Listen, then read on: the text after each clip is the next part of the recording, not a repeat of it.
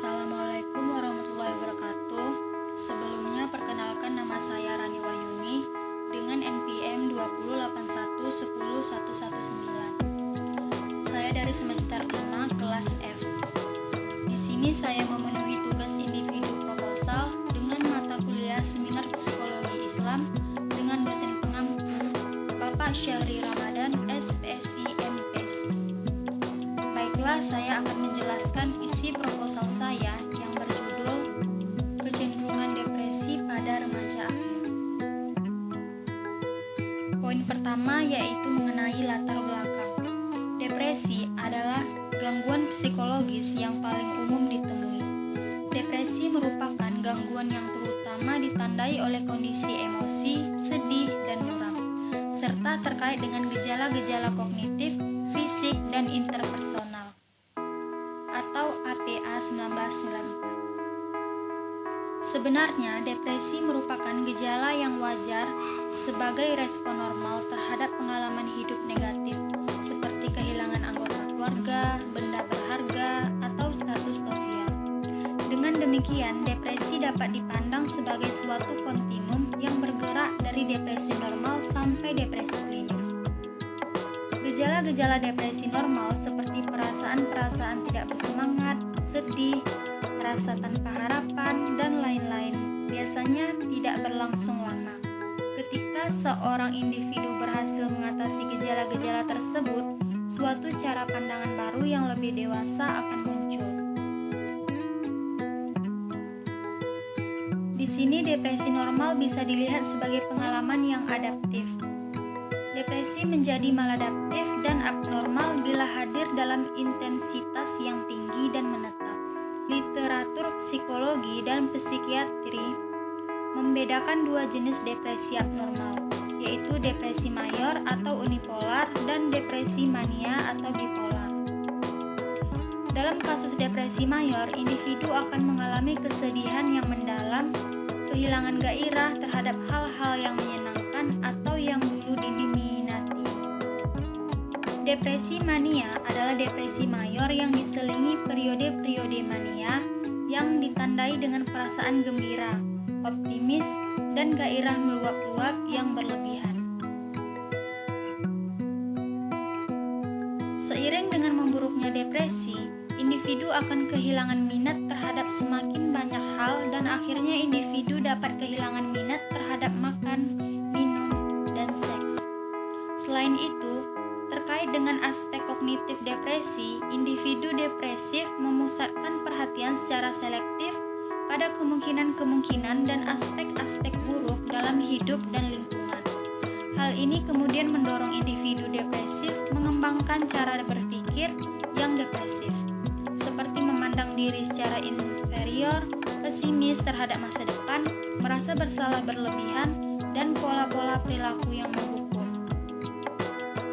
Dalam depresi yang berat, distorsi kognitif ini mengarah pada membayangkan atau ideasi bunuh diri dan kadang bahkan pada percobaan bunuh diri.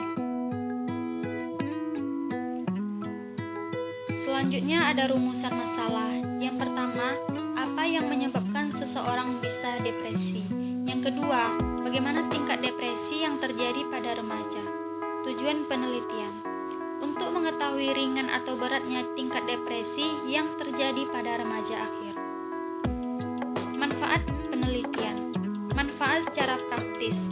Penelitian ini diharapkan dapat bermanfaat bagi peneliti maupun pembaca dalam sumbangan pemikiran tentang kecenderungan depresi pada remaja akhir.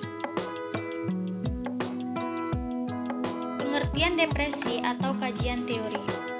Depresi dapat dipandang sebagai suatu kontinum yang bergerak dalam depresi normal sampai depresi klinis.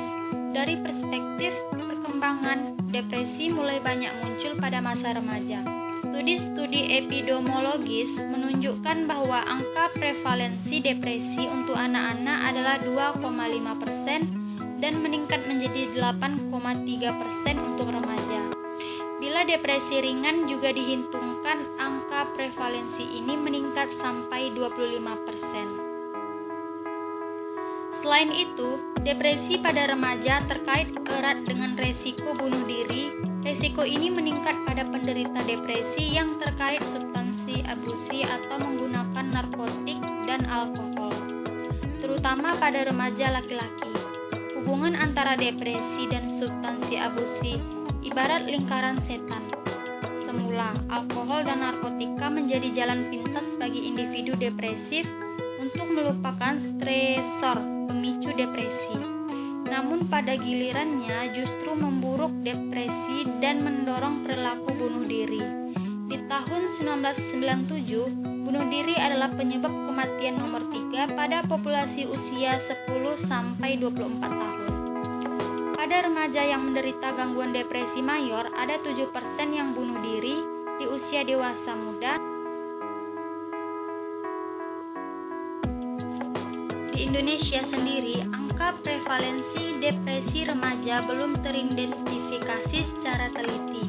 Meskipun demikian, depresi terlihat manifestasinya dalam bentuk substansi abusi atau penyalahgunaan narkotika, obat terlarang, alkohol, dan sebagainya. Perilaku merusak atau agresif atau seperti tawuran, pelajar dan kekerasan di sekolah, penurunan prestasi belajar, dan lain-lain. Metode penelitian. Penelitian ini menggunakan metode penelitian kuantitatif deskriptif dengan subjek penelitian adalah remaja akhir yang berusia 18-22 tahun atau remaja akhir yang terlibat sebagai subjek penelitian ini. Populasi dan sampel. Sejumlah 77 mahasiswa dalam rentang usia 18-22 tahun atau remaja akhir terlibat sebagai subjek penelitian ini. Rentang usia subjek dibatasi untuk mengontrol kemungkinan adanya pengaruh usia dan tahap perkembangan terhadap variabel yang diteliti. Dalam rentang usia ini, subjek merupakan mahasiswa baru sampai mahasiswa tingkat 2. Usia rata-rata subjek adalah 19-89 tahun. Baiklah, saya tutup presentasi ini. Wabillahi taufiq wa hidayah. Wassalamualaikum warahmatullahi wabarakatuh.